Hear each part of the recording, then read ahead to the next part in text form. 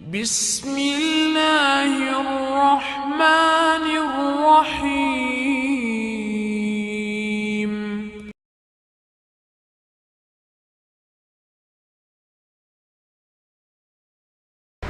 اعوذ باللہ من الشیطان الرجیم بسم اللہ الرحمن الرحیم وبہ نستعین انہ خیر ناصر ومعین وصلی اللہ علی سیدنا و مولانا بالقاسم محمد اللہم صلی علی محمد وآلہ الطیبین الطاہرین اما بعد فقد قال اللہ الحکیم فی کتابہ الکریم وہو اصدق الصادقین بسم اللہ الرحمن الرحیم وَإِذْ قَالَ لُقْمَانُ لِابْنِهِ وَهُوَ يَعِظُهُ يَا بُنَيَّ لَا تُشْرِكْ بِاللَّهِ إِنَّ الشِّرْكَ لَظُلْمٌ عَظِيمٌ۔ برادران عزیز، بزرگان قوم و ملت، ہمارے اس آج کی کلاس کا عنوان ہے توحید، جو دین کی بنیاد ہے، دین کی اساس ہے، دین کی جڑ ہے۔ نہ صرف یہ کہ دین کی اساس اور بنیاد ہے، بلکہ ہماری پوری زندگی کا دار و مدار بھی توحید پر ہے۔ اگر عقیدہ توحید کی اصلاح ہو جائے تو انسان کی زندگی ہی بدل جائے۔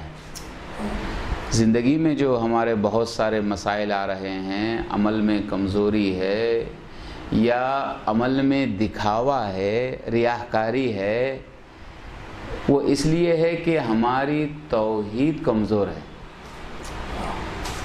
بنیاد مضبوط نہیں ہے، محکم نہیں ہے۔ اس لیے ہم عمل بھی کرتے ہیں تو کسی کو دکھانے کے لیے، کسی کو ظاہر کرنے کے لیے۔ اگر توحید ہماری مضبوط ہو جائے تو یہاں خالصتاً للہ انسان عمل کرنے کے لیے تیار ہو جاتا ہے۔ اسی لیے تمام انبیاء نے 1,24,000 نبیوں نے بھی تمام انسانوں کو توحید کی دعوت دی ہے۔ پورے قرآن کی تعلیمات کو اٹھا کر دیکھیں اور انبیاء علیہ السلام کی تعلیمات کو اٹھا کر دیکھیں، ہر ایک نبی آتا رہا لوگوں کو خدا کی طرف۔ یہ پہلا نعرہ ہے، یہ پہلی دعوت ہے، خدائے وحدہ لا شریک کو تسلیم کرنا۔ یہ بات اچھی طرح سے آپ ذہن میں رکھیں کہ صرف خدا کو ماننا کافی نہیں ہے۔ دنیا میں اللہ کو ماننے والے بہت ہیں، خدا کو ماننے والے بہت ہیں۔ اگر ہم بھی خدا کو مان لیتے ہیں تو یہ کوئی خاص بات نہیں ہے۔ خدا کو ماننے والا مسلمان نہیں ہوتا۔ غور کریں اس بات پر میں کیا کہنے جا رہا ہوں۔ خدا کو صرف ماننے والا مسلمان نہیں ہوتا، بلکہ خدا کو ایک ماننا ضروری ہے۔ جب رسول اسلام نے کفار قریش سے، مشرکین سے، کافروں سے کہا کہ تم کہو لا الہ الا اللہ، تو انہوں نے کہا کہ ہم اللہ کو مانتے ہیں، ہم تسلیم کر لیتے ہیں۔ بت پرست جتنے تھے جو بتوں کی پوجا کرتے تھے، وہ 360 بت تھے، ان کے 360 بتوں کی پوجا کرتے تھے، ہر دن کے لیے ان کا ایک خدا ہوتا تھا۔ تو انہوں نے کہا کہ آپ اگر خدا کو پیش کر رہے ہیں تو ہم اس خدا کو بھی مان لیتے ہیں۔ 360 کو مان رہے ہیں، ایک اور ایڈ کر لیتے ہیں، 361 ہو جاتا ہے۔ تو ان کے لیے خدا کو ماننا مشکل نہیں تھا، وہ 360 کو چھوڑنا مشکل تھا۔ تو غور کریں، توحید کا مطلب یہ نہیں کہ ہم خدا کو مانیں، بلکہ اوروں کو چھوڑ کر اللہ کی وحدانیت کا اقرار کرنا ضروری ہے۔ لا الہ الا اللہ جو ہماری بنیاد ہے، اسلام کا پہلا نعرہ ہے، وہ لا الہ الا اللہ۔ اس کے دو پارٹ ہیں۔ ہم مسلمان گھرانے میں پیدا ہوئے ہیں، جیسے ہی ہم نے باتیں کرنا سیکھی، ماں باپ نے ہم کو لا الہ الا اللہ کہنا سکھا دیا، اور بڑے ہوتے تک یہ زبان پہ ہمارے نعرہ جاری رہتا ہے لا الہ الا اللہ، زبان سے جو ہم ادا کر دیتے ہیں، لیکن اس کے مفہوم اور معنی سے بے خبر ہیں۔ بہت آسانی کے ساتھ ہم نے کہہ دیا لا الہ الا اللہ، لیکن غور نہیں کیا لا الہ الا اللہ کے اندر کیا معنی پوشیدہ ہے، کیا مفہوم پوشیدہ ہے۔ بہت گہرائی ہے اس میں۔ لا الہ کیا ہے؟ کفر ہے۔ لا الہ کفر ہے، یعنی کوئی خدا نہیں، کوئی معبود نہیں، یہ کفر ہے۔ الا اللہ ایمان ہے۔ تو پہلے چھوڑنا ہوگا۔ لا الہ کا مفہوم یہ ہوا کہ کوئی خدا نہیں، یعنی یہ بت خدا نہیں، یہ انسان خدا نہیں، یہ گائے خدا نہیں، یہ بت خدا نہیں، میرا مال خدا نہیں، دنیا خدا نہیں، حکومت خدا نہیں۔ سب کو پہلے انکار کرو اور اس کی وحدانیت کا اقرار کرو۔ اس میں دونوں پہلو موجودہ ہیں۔ پہلے انکار یعنی جھوٹے خداؤں کا انکار، سچے خدا کا اقرار، یہ لا الہ الا اللہ کا مفہوم ہے۔ جھوٹے خداؤں کا انکار، کہ جتنے دنیا میں جھوٹے خدا ہیں اور اپنے آپ کو خدا کہہ رہے ہیں، ان سب کا انکار کرو اور اس ایک اللہ کو قبول کرو، تسلیم کرو۔ اور صرف زبان سے جاری کرنا نہیں ہے، بلکہ دل سے قبول کرنا ہے۔ ایمان کے معنی کیا ہیں؟ ایمان کے معنی یہ ہیں کہ جو آپ زبان سے کہہ رہے ہیں، دل سے اس بات کو تسلیم کریں، دل سے اس بات کو قبول کریں۔ اب اس اعتبار سے توحید کا جہاں مسئلہ آتا ہے، بہت سارے دین والے، بہت سارے مذہب والے لوگ الگ ہو جاتے ہیں، ہٹ جاتے ہیں، اس لیے کہ توحید کسی کے پاس نہیں ہے۔ توحید کسی کے پاس نہیں ہے۔ بہت سارے لوگ تو کہتے ہیں کہ ہم خدا کو مانتے ہیں، لیکن ایک خدا کا تصور ان کے پاس نہیں ہے، لہٰذا ان کی زندگی پوری جو ہے پرآشوب ہے، ڈگمگا رہی ہے۔ وہ آج تک نہیں سمجھ پائے دین کیا ہے، دین کا مفہوم کیا ہے، اور ہماری زندگی کیسے ہونی چاہیے، اس لیے کہ توحید ان کی غلط ہے، توحید ان کی معنی دار نہیں ہے۔ تمام اماموں نے اور انبیاء مرسلین نے بھی اس بات کو غیروں کے لیے سمجھایا۔ ذرا آپ غور کریں اس بات پر، میں جو بات کہنے جا رہا ہوں کہ رسول سے لے کر ہر امام کی روش اور ان کا یہ طریقہ تھا کہ ان کا دروازہ کھلا رہتا تھا سب کے لیے۔ کلاسز جو ہوتی تھی سب کے لیے، مجلسیں جو ہوتی تھیں سب کے لیے، صرف اپنے چاہنے والوں کے لیے نہیں ہوتی تھی، اپنے ماننے والوں کے لیے نہیں ہوتی تھی، سب کے لیے۔ ان کی کلاسز میں، ان کے درس میں، ان کی مجلسوں میں جو ہے وہ مسلمان بھی آتے تھے، غیر مسلمان بھی آتے تھے، یہودی آتے تھے، مسیحی آتے تھے، مجوسی آتے تھے، ہر ایک آتا تھا اور امام سے گفتگو کرتا تھا، ڈسکس کرتا تھا، بحث کرتا تھا کھلی فضا میں۔ اس لیے کہ جو بھی آتا ہے ہمارے پاس، چھٹے امام جعفر صادق علیہ السلام کا فرمان ہے، اللہم صلی علی محمد وعلی محمد، نحن ابناء الدلیل نمیل حیث یمیل، ہم فرزندان دلیل ہیں۔ اس کا مطلب ہے کہ ہماری جو بات ہوتی ہے لاجیکل بات ہوتی ہے، ہم لاجک سے بات کرتے ہیں، ہم زبردستی والی بات نہیں کرتے، ہماری بات کو کسی کے لیے تھوپنا نہیں چاہتے، زبردستی منوانا نہیں چاہتے، ہم دلیل کے ساتھ بات کرتے ہیں، ہم لاجک کے ساتھ بات کرتے ہیں، ہم منطق کے ساتھ بات کرتے ہیں۔ اگر آپ کی عقل میں یہ بات سمجھ میں آتی ہے تو کھلی فضا میں اس کو تسلیم کرو۔ تو چنانچہ ایک مسیحی کرسچن آیا چھٹے امام کے پاس، اور جن کا عقیدہ یہ تھا کہ وہ حضرت عیسیٰ کو خدائی میں شامل کر رہے تھے، خدا کی خدائی میں شامل کر رہے تھے، اور ان کا یہاں عقیدہ ہے تثلیث کا۔ تثلیث کا مطلب تین، تثلیث کیا، اور وہ آج تک سمجھا نہیں سکے۔ کہتے تو ہیں کہ تثلیث تین، لیکن اس تین کو آج تک وہ سمجھا نہیں سکے۔ کہتے ہیں 3 in 1 1 in 3۔ یہ جو آج کل آپ دیکھ رہے ہیں بہت سارے مشین آج کل نکل گئی ہیں، مکسی وغیرہ، یہ ساری چیز 3 in 1 1 in 3، یہ آج تک سمجھا نہیں سکے 3 in 1 کیا ہوتا ہے، 1 in 3 کیا ہوتا ہے۔ ایک ہے تو پھر 3 کیوں، جب 3 ہیں تو پھر ایک کہاں سے آ گیا۔ تو بہت خوبصورت انداز میں چھٹے امام نے اس کو سمجھایا کہ حضرت عیسیٰ آدمی بہت اچھے تھے، لیکن وہ عبادت گزار نہیں تھے، نماز نہیں پڑھتے تھے، روزہ نہیں رکھ سکتے تھے۔ وہ غصے میں آ گیا کرسچن غصے میں آ گیا, بگڑ گیا, یہ آپ کیا کر رہے ہیں؟ آپ کی کتابوں میں موجود ہے کہ کانا قائم اللیل صائم النہار. عیسیٰ جو تھے وہ رات بھر عبادت کرتے تھے, نمازیں پڑھتے تھے, دن میں روزہ رکھتے تھے, تلاوت کرتے تھے, ذکر کرتے تھے. تو امام نے مسکرا کر فرمایا بتاؤ اگر نماز پڑھتے تھے تو کس کی نماز پڑھتے تھے؟ عبادت کرتے تھے تو کس کے لیے عبادت کرتے تھے؟ تو امام یہ سمجھانا چاہتے ہیں کہ جو بھی انسان عبادت کرتا ہے وہ بندہ ہوتا ہے, وہ خدا نہیں ہوتا. تم جو حضرت عیسیٰ کو خدائی کا درجہ دے رہے ہو, جبکہ یہ بات ثابت ہے, توریت میں بھی ثابت ہے, انجیل میں بھی ثابت ہے, قرآن میں بھی ثابت ہے اور تاریخ میں بھی ثابت ہے کہ وہ بہترین عبادت گزار تھے, بہترین نمازی تھے, بہترین ذکر خدا کا کرتے تھے. تو جب عبادت کرتے تھے تو کس کی عبادت کرتے تھے؟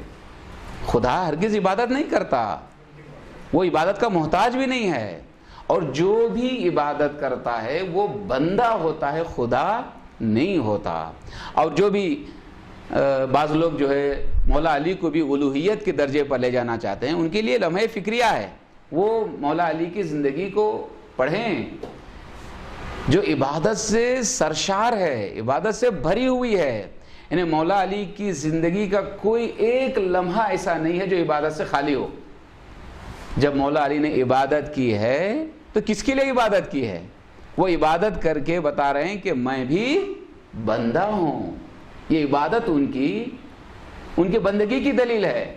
اور مولا نے کبھی یہ نہیں کہا کہ میں خدا ہوں, اور خدا کہنے پہ نہ صرف ناراض ہو جاتے تھے بلکہ اس کا مقابلہ کرتے تھے, اس کو قتل کر دیتے تھے جو ان کی خدائی کا قائل ہوتا تھا. دیکھیں یہی فرق ہے جھوٹے خداؤں میں اور سچے بندے میں.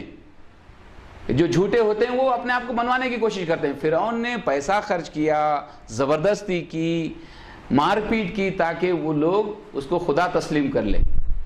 لیکن مولا علی کو کچھ لوگ خدا کہہ رہے تھے, مولا اس کا انکار کر رہے تھے, اسے ناراض ہو رہے تھے. بلکہ یہاں تک خوبصورت جملے ہیں مناجات کے, آپ کو مفاتیح الجناح میں بھی ملیں گے کہ مولا نے کس بات پہ فخر کیا. کفا بی فخرن کفا بی عزن ان اکون لکا عبدا. میری عزت کے لیے بس اتنا کافی ہے کہ میں تیرا بندہ ہوں. میری عزت کے لیے بس اتنا کافی ہے کہ میں تیرا بندہ ہوں. وَكَفَى بِي فَخْرًا أَن تَكُونَ لِي رَبًّا. اور میرے لیے باعث فخر ہے کہ تو میرا رب ہے, کوئی اور میرا رب نہیں ہے. یہ انسان میرا رب نہیں ہے, یہ بت میرا رب نہیں ہے, غیر اللہ کوئی بھی میرا رب نہیں ہے, بلکہ میرے لیے باعث فخر ہے کہ وہ اللہ میرا رب ہے جو کائنات کا خالق ہے. یہ تشریف لائیے, صلوات پڑھیں محمد و آل محمد کا رب.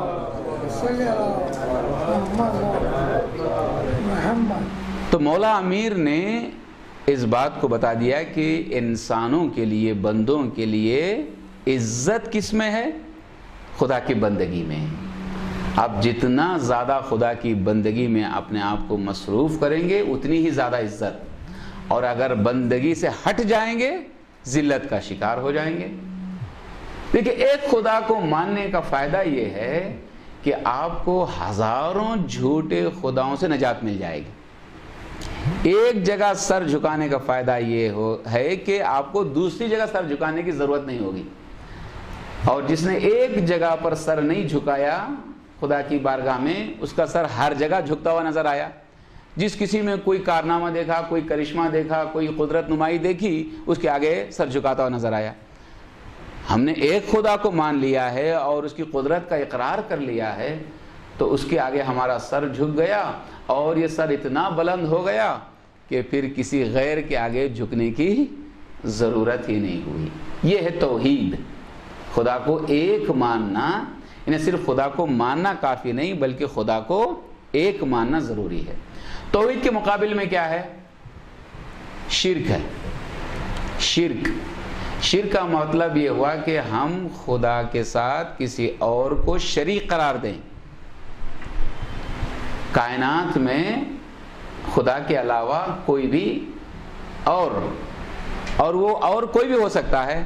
انسان بھی ہو سکتا ہے, غیر انسان بھی ہو سکتا ہے, جمادات, نباتات, جانور، پتھر، مٹی، کسی کو بھی کسی بھی اعتبار سے شریک قرار دیں تو یہ شرک ہے، تو توحید کے مقابل میں شرک ہے۔ اور یہ شرک جس کو قرآن نے ظلم عظیم کہا ہے، بہت بڑا ظلم ہے، بہت بڑا ظلم ہے، اور ایسا ظلم ہے جو کبھی بخشا نہیں جاتا۔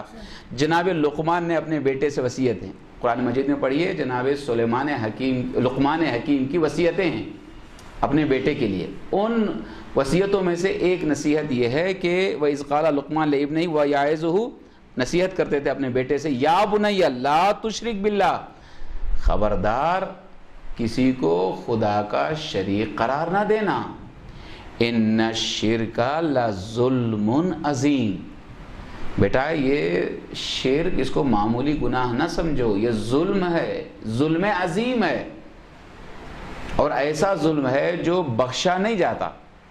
باقی گناہ بخشے جا سکتے ہیں، دوسری آیت میں کہ ان اللہ لا یغفر ان یشرک بہ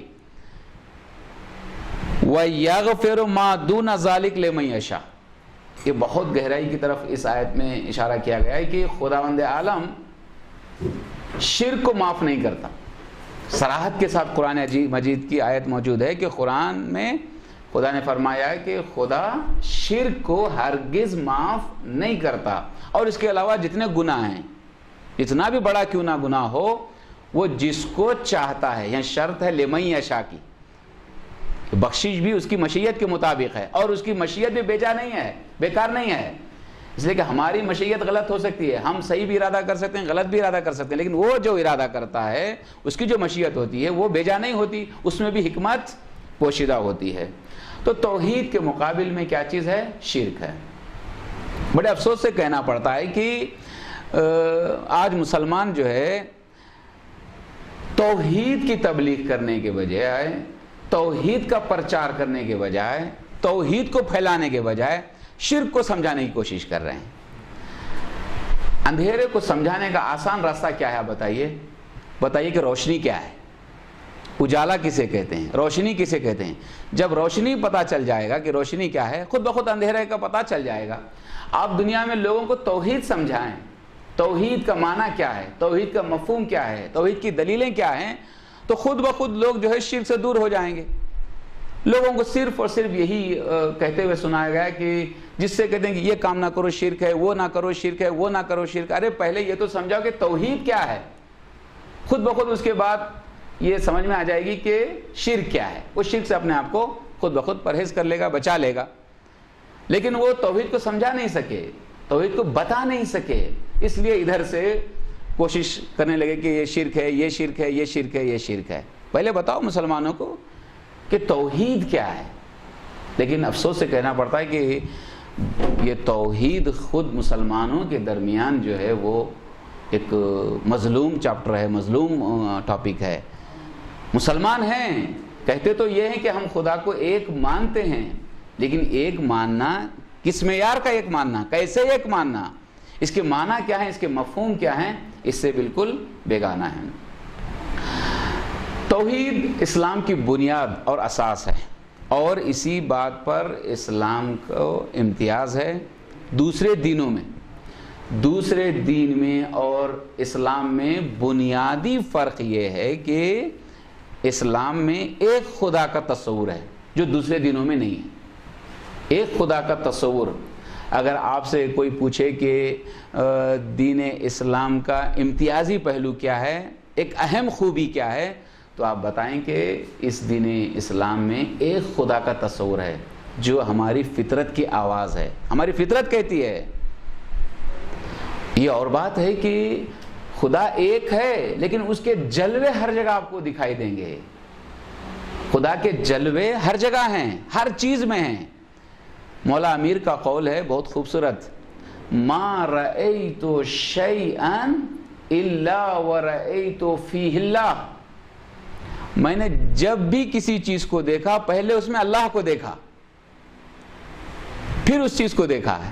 درخت کو دیکھا تو درخت میں پہلے اللہ کو دیکھا، پتھر کو دیکھا پتھر میں پہلے اللہ کو دیکھا، انسان کو دیکھا تو پہلے اس میں اللہ کو دیکھا۔ ہر چیز کو جہاں بھی میری نگاہ پڑی پہلے میں نے اس میں اللہ کو دیکھا پھر اس چیز کو دیکھا، اس لیے کہ ہر ایک چیز مظہر ہے خدا کا، جلوہ ہے، اس لیے کہ یہ درخت خود بخود پیدا نہیں ہو جاتا، پتھر خود بخود وجود میں نہیں آ جاتا۔ آپ کرسی کی طرف دیکھتے ہیں پہلی نگاہ میں تو آپ کو کیا پتا چلتا ہے؟ یہی تو پتا چلتا ہے کہ کوئی نہ کوئی اس کا بنانے والا ہے۔ تو دیکھا آپ نے ظاہری طور پر چیئر کو ہے، کرسی کو ہے، لیکن فوراً آپ کی نگاہ کہاں چلی گئی؟ بنانے والے کی طرف۔ تو پتوں کی طرف، درخت کی طرف، جانور کی طرف جیسے ہی آپ کی نگاہ پڑتی ہے فوراً آپ کا ذہن چلا جاتا ہے اس کے خالق کی طرف، اس کے بنانے والے کی طرف، اور ہر ایک چیز میں اس کا جلوہ پوشیدہ ہے۔ یہ اور بات ہے کسی میں کم رنگ ہے اور کسی میں پر رنگ ہے، یہ جلوے الگ الگ ہیں، یہ جلوہ جو ہے مساوی نہیں ہے، برابر نہیں ہے، ہر ایک میں جلوہ برابر نہیں ہے، کسی میں کم جلوے ہیں کسی میں زیادہ۔ تو خدا کا کرم ہے کہ خداوند عالم نے ہمیں ایسی بصارت والی یا بلکہ بصیرت والی آنکھ عنایت کی کہ ہم جب کسی چیز کو دیکھتے ہیں تو اس میں خدا کا جلوہ دیکھتے ہیں، اور یہ خدا کے جلوے انبیاء میں پر رنگ نظر آتے ہیں، زیادہ رونق والی جلوے نظر آتے ہیں انبیاء میں، اور سید محمد مصطفیٰ کی ذات میں یہ جلوہ بہت زیادہ نمایاں، علی مرتضیٰ کی ذات میں یہ خدائی جلوہ اور زیادہ نمایاں، اس لیے کہ جو بندہ خدا سے جتنا قریب ہوتا ہے اس میں جلوہ اتنا ہی زیادہ نظر آتا ہے۔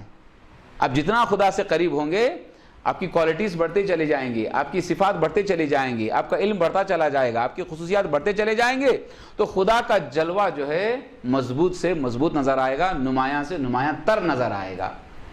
تو اس کا مطلب یہ ہوا کہ توحید کے جلوے ہر چیز میں ہیں، لیکن بصیرت والی آنکھ چاہیے، بینا آنکھ چاہیے۔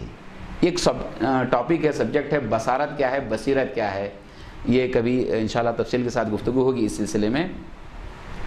تو توحید کے مفہوم کے سلسلے میں اب جو کہا جاتا ہے اللہ واحد، اللہ ایک ہے۔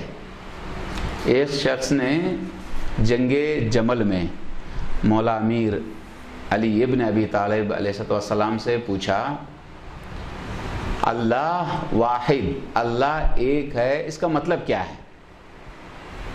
مولا امیر نے سمجھایا کہ واحد کے 4 معنی ہیں، ایک ہونے کے 4 معنی ہیں، 2 غلط ہیں 2 صحیح ہیں خدا کے سلسلے میں۔ صرف خدا کو ایک کہہ لینا کافی نہیں ہے، ہر اعتبار سے خدا کو ایک کہنا کافی نہیں ہے، 2 معنی اس میں غلط ہیں 2 معنی صحیح ہیں۔ 2 معنی جو غلط ہیں خدا کے سلسلے میں وہ ایک ہے اللہ واحد عددی، یعنی خدا کو عدد کے اعتبار سے ایک سمجھنا، عدد کے اعتبار سے نہیں نمبر کے اعتبار سے ایک سمجھنا۔ اس کا مطلب یہ کہ ایک ہے اس کے بعد 2 بھی ہے، اس کے بعد 3 بھی ہے، اس کے بعد 4 بھی ہے، یہ ایک نہیں ہے خدا ایسا ایک نہیں ہے جس کے بعد 2 ہو، جس کے بعد 3 ہو، یہ نمبر والا عدد نہیں ہے خدا کے سلسلے میں کہ جہاں 2 کا تصور آتا ہو، 3 کا تصور آتا ہو، سینکڑوں تصورات آتے ہوں، نمبر والا اور عددی ایک یہ نہیں ہے، یہ معنی جو ہے خدا کے سلسلے میں غلط ہے۔ دوسرا معنی عدد جنسی جس کو کہا جاتا ہے، انہیں موجودات میں سے ایک، مخلوقات میں سے ایک، ایسا بھی نہیں ہے۔ اب جس طرح سے ہم یہ کہیں گے، تھوڑی میں مثال دیتا ہوں کہ اس کلاس میں مرزا مہدی صاحب جو ہے 50 میں سے ایک ہیں، یہ ہم جنس لوگوں میں سے 50 انسانوں میں سے ایک یہ ہیں، یہ معنی بھی خدا کے لیے صحیح نہیں ہے کہ وہ موجودات میں سے ایک ہو۔ اب ہزاروں موجودات ہیں، لاکھوں موجودات ہیں، لاکھوں مخلوقات ہیں، ان میں سے ایک خدا، یہ غلط معنی ہے، ایسا خدا ایک نہیں ہے۔ یہ دونوں معنی عددی اور جنسی دونوں اعتبار سے یہ خدا کے لیے جو واحد کہا جاتا ہے وہ غلط ہے۔ 2 معنی جو صحیح ہیں وہ کیا ہیں؟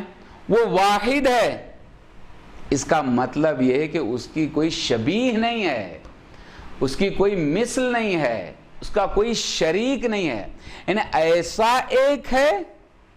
اب ایک کے معنی یہاں سمجھیں، وہ خدا ایسا ایک ہے جس کی کوئی شبیہ نہیں ہے، جس کی کوئی مثل نہیں ہے، جس کے کوئی مانند نہیں ہے، جس کا کوئی ہمتا نہیں ہے، ایسا ایک ہے۔ اب بہت سارے دنیا میں ایک آپ کو ملیں گے جس کی شبیہ مل جائے گی، یہ ایک ہے لیکن اس جیسے بہت ہیں۔ اب یہ مائک ایک ہے، ایسے مائک آپ کو سینکڑوں مل جائیں گے، لیکن خدا ایسا ایک ہے جس کی کوئی شبیہ نہیں ہے، جس کا کوئی شریک نہیں ہے، جس کا کوئی مانند نہیں ہے۔ جسے قرآن میں اشارہ کیا گیا لیسا کمثلہ شیء، وہ خدا ایسا ایک ہے کہ جس کی شبیہ کوئی نہیں ہے، جس کا کوئی مثل اور مانند نہیں ہے۔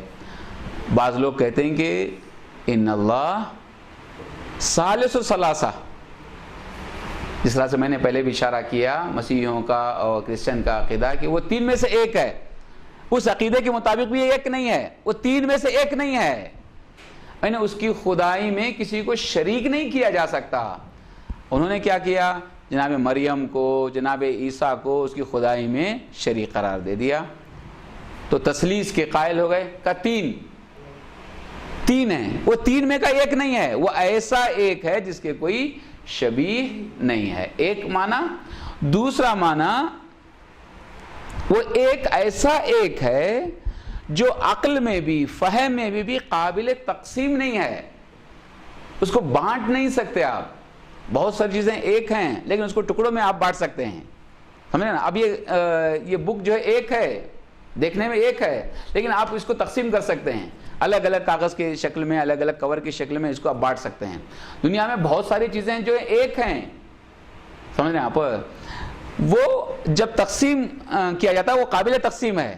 یہ ایسا ایک ہے جو نہ عقل میں قابل تقسیم ہے، نہ خارج میں باہر کی دنیا میں قابل تقسیم ہے۔ یعنی بعض چیزیں ایسی ہیں کہ جو عقل میں قابل تقسیم ہیں، ہم بہت سی چیزوں کو جو ہے پریکٹیکل ایک الگ نہیں کر سکتے، تقسیم نہیں کر سکتے، لیکن عقل میں اس کو الگ الگ کر سکتے ہیں۔ لیکن خدا ایسا ایک ہے جس کو آپ عقل میں بھی بانٹ نہیں سکتے، تقسیم نہیں کر سکتے، اس کے اجزاء، اس کے پارٹس، یہ الگ ہے، یہ الگ ہے، یہ الگ ہے، وہ الگ ہے، ایسا تقسیم نہیں کر سکتے۔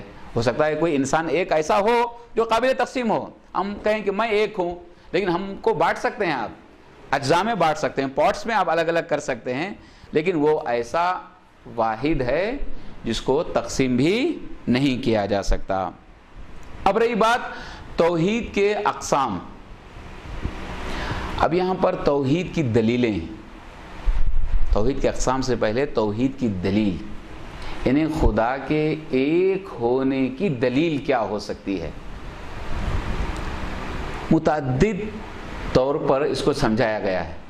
اب یہ بات بھی جان لیں کہ قرآن مجید کا ایک تیسرا حصہ، 1/3 آف قرآن مجید توحید کے متعلق ہے،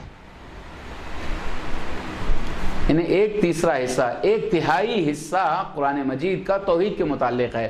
اسی سے آپ توحید کی اہمیت کو سمجھیں۔ اس کو پورے خلاصے کے طور پر سورہ توحید میں بتایا گیا ہے۔ بسم اللہ الرحمن الرحیم، قل هو اللہ احد اللہ الصمد لم یلد ولم یولد ولم یکن لہ کفوا احد۔ اس سورے کے میں کبھی انشاءاللہ اور تفسیر بیان کروں گا تفصیل کے ساتھ، اسی سے آپ توحید کے مختلف مفاہیم کو سمجھنے کی کوشش کریں گے انشاءاللہ۔ تو قرآن میں 1/3 توحید کے متعلق ہے۔ اس کی کتنی اہمیت ہوگی؟ اسی لیے کہا گیا کہ جو بھی اس سورے کو پڑھے گا ایک بار، اس کو کتنا ثواب ملے گا؟ قرآن کے 1/3 پڑھنے کا ثواب ملے گا۔ 3 مرتبہ پڑھنے کا ثواب کیا ہوگا؟ پورا قرآن۔ اس لیے اصال ثواب کے لیے بھی جو کہا جاتا ہے نا، 1 مرتبہ سورہ الحمد اور 3 مرتبہ سورہ توحید۔ غور کیا آپ نے کبھی کیوں 3 مرتبہ سورہ توحید؟ 3 مرتبہ سورہ توحید اس لیے کہ آپ 3 مرتبہ سورہ توحید پڑھیں گے تو مرحوم کو پورے قرآن کا ثواب جائے گا۔ پڑھ رہے ہیں آپ 3 مرتبہ سورہ توحید، لیکن ہر ایک مرتبہ 1 سوم میں قرآن آپ پڑھ رہے ہیں، 1/3، 1/3۔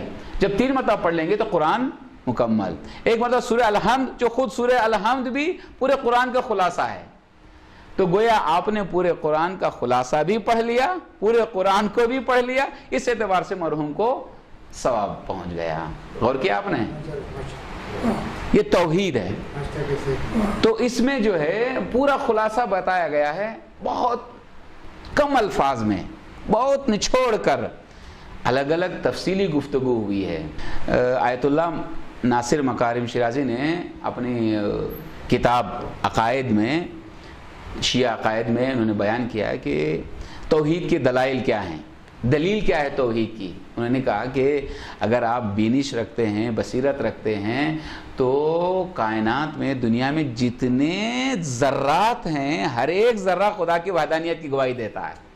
جتنے ایٹمز ہیں، ہر ایک ایٹم اپنے وجود میں یہ بتاتا ہے کہ کسی نے مجھے پیدا کیا ہے، اور وہ پیدا کرنے والا ایک ہی ہو سکتا ہے، ایک سے زیادہ نہیں ہو سکتا. اگر وہ ایک سے زیادہ ہوتا تو مجھے اس طرح سے پیدا نہ کرتا، اور میرا ایک دوسرے سے ربط نہ ہوتا، کنیکشن نہ ہوتا. سورج کا چاند سے، ستاروں کا سورج سے، آسمان کا زمین سے، سمندروں کا دریاؤں سے، پہاڑوں کا زمین سے، یہ ایک دوسرے سے ربط اور کنیکشن کیا بتا رہا ہے آپ کو؟ ہم آہنگی اور تعلق، ربط کیا بتا رہا ہے؟ کہ ان سب کا پیدا کرنے والا ایک اور اکیلا ہے، دو نہیں ہو سکتے. دو جو وہاں پر تصور آتا ہے، وہاں ہر جو مرج نظام بگڑا ہوا معلوم ہوتا ہے، تباہی معلوم ہوتی ہے، فساد معلوم ہوتا ہے. لو کان فیہما آلہۃ الا اللہ لفسدتا، قرآن کی سری آیت ہے کہ اگر اس کائنات میں، اس دنیا میں ایک خدا کے علاوہ کوئی اور بھی ہوتا تو دنیا ایسے نہ ہوتی. دنیا میں ہرج و مرج ہوتا، دنیا درہم و برہم ہو جاتی، دنیا میں فساد ہوتا، ایک طرح سے نظام نہ چلتا. ہم کبھی دیکھیں اپنے زندگی میں، خود کام و کاج میں جب ہوتے ہیں تو تھوڑا سا ادھر ادھر بزی ہو جاتے ہیں، تو مشغول ہو جاتے ہیں. کبھی 7 بجے اٹھنے والے 8 بجے اٹھتے ہیں، 8 بجے اٹھنے والے 10 بجے اٹھتے ہیں، 4 بجے اٹھنے والے 5 بجے اٹھ جاتے ہیں. لیکن کبھی آپ نے سنا کہ جس وقت سورج طلوع ہونے والا تھا 1 گھنٹہ دیر میں طلوع ہوا، یا کبھی 1 گھنٹہ پہلے طلوع ہو گیا ہو؟ کبھی آپ نے سنا؟ کتنے ہزار سال گزر گئے، کتنے لاکھ سال گزر گئے سورج کی تخلیق کے. کبھی آپ نے کسی بھی جھوٹی خبر بھی آپ نے سنی کہ ایک زمانے میں، ایک وقت میں سورج جو ہے وہ 1 گھنٹہ پہلے طلوع ہو گیا تھا، 1 گھنٹہ بعد میں طلوع ہو گیا تھا؟ نہیں. 1 گھنٹہ اور 2 گھنٹے کی کیا بات ہے، 1 منٹ 1 سیکنڈ بھی جو اس کا معین وقت ہے، اسی وقت کے مطابق طلوع اور غروب ہوتا رہا. یہ سارے دلائل ہیں خدا کی وحدانیت کی. ان سب کا پیدا کرنے والا ایک اور اکیلا ہے. یہ بہت ساری انشاءاللہ تفصیلی گفتگو اور باقی ہے، اور انشاءاللہ اس کے بعد ہم آگے اشارہ کریں گے انسان کی زندگی میں توحید کے اثرات کیا ہوتے ہیں. انشاءاللہ گفتگو کریں گے. والسلام علیکم ورحمۃ اللہ وبرکاتہ.